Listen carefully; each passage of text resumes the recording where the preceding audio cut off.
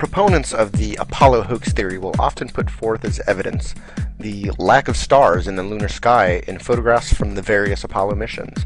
This bit of so-called evidence has been debunked time and time again, and the explanation that the exposures used on the surface of the moon were far too short to capture the dim light of the stars rings true to even the most amateur of photographers. But the ironic and somewhat dishonest part of this claim is that there are nearly 200 photographs of the stars taken from the surface of the moon from the Apollo 16 mission. That this is wholly ignored by those who claim that man never set foot on the moon belies the fact that these photographs are some of the best evidence proving that the Apollo missions were very real. Why is this? Because in 1972, there simply was no way to fake these photographs. If these were just any old pictures of the stars, it would be pretty easy to fake. A picture of the stars taken on Earth would be fairly indistinguishable from one taken on the moon. But what makes these photographs from Apollo 16 special is that they were photographed in the ultraviolet spectrum, a part of the light spectrum that is invisible to the naked eye. The experiment was dreamed up in the mid-60s by Dr. George Carruthers of the Naval Research Laboratory in Washington, D.C.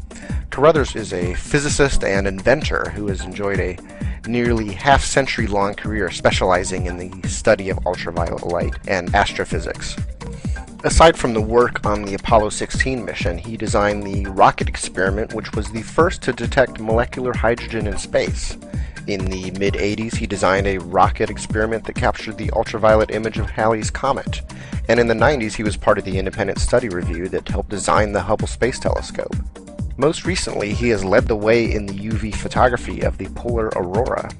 So why is the study of ultraviolet light so important? Dr. Carruthers explains. The far ultraviolet is of great importance to the astronomer because it allows the detection and measurements of common elements, hydrogen, oxygen, nitrogen, carbon, and many others, in their cool, unexcited state. This allows more accurate measurements of the compositions of interstellar gas, planetary atmospheres, etc. The ultraviolet also conveys important information on solid particles in interstellar space and provides for much more accurate measurements of the energy output of very hot stars. But why send the observatory all the way to the moon? Seems like a long way to go for a few hundred pictures. Simply put, the observations couldn't be made on Earth, or even in low Earth orbit. As a picture from the Lunar Observatory shows, there is a surprisingly dense coat of hydrogen surrounding the Earth, the veil of which shines brightly in the ultraviolet light from our own sun. This hydrogen wholly obscures observation from Earth. Additionally, the vantage point from the moon allows a convenient place to observe the Earth itself. The strange equatorial airglow bands can be seen in many of the photos of Earth, the subtleties of which are illuminated in these false color renditions. When Carruthers published the pictures from the Lunar Observatory 2 months after the return of Apollo 16, astronomers were glimpsing a part of their own universe that no one had ever observed before. The bulk of Carruthers' ultraviolet photographs were new information. There simply wasn't any information available at the time to be able to fake these photographs.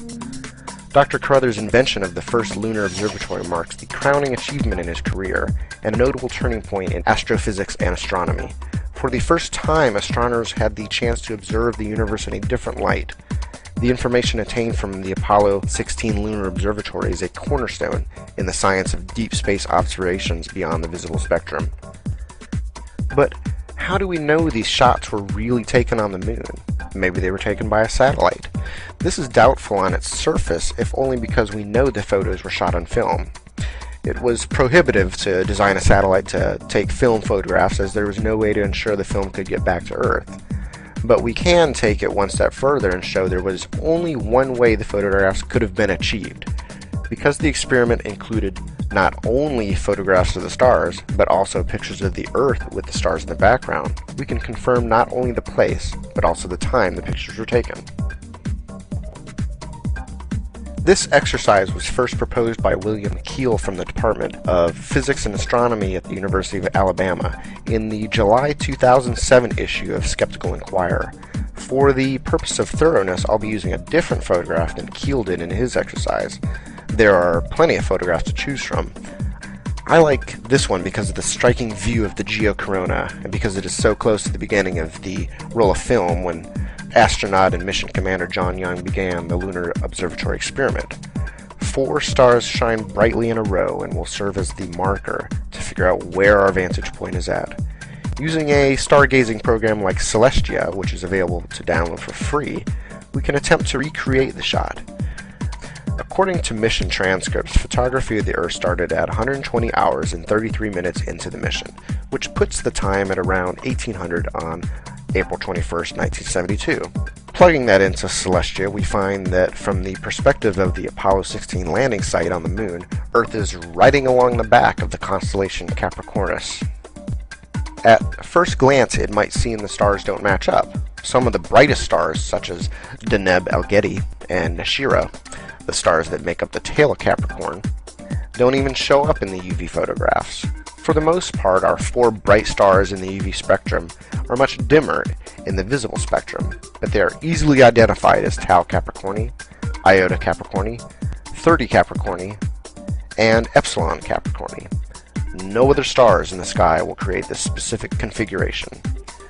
Why some stars shine brightly in the UV and others not at all is dependent on the physical characteristics of the stars itself, a fact that Carruthers' lunar experiments helped illuminate.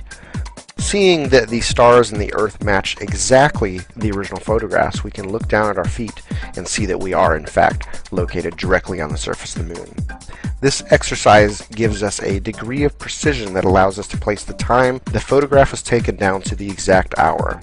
Even by a matter of few hours, we can see a drastic difference in the location of the Earth. So it turns out the photograph was taken at the exact moment John Young claimed to have taken it. Carruthers' ultraviolet spectroscopy has provided new and valuable information into the study of the universe, information which has been confirmed by additional studies into the UV spectrum, such as the TD-1 satellite, which completed its point-by-point survey of the sky 2 years after the return of Apollo 16. The nearly 200 photographs taken of the stars and the Earth from the Moon in April of 1972 stand as some of the best evidence proving they went, if only for the fact that they would have been impossible to fake.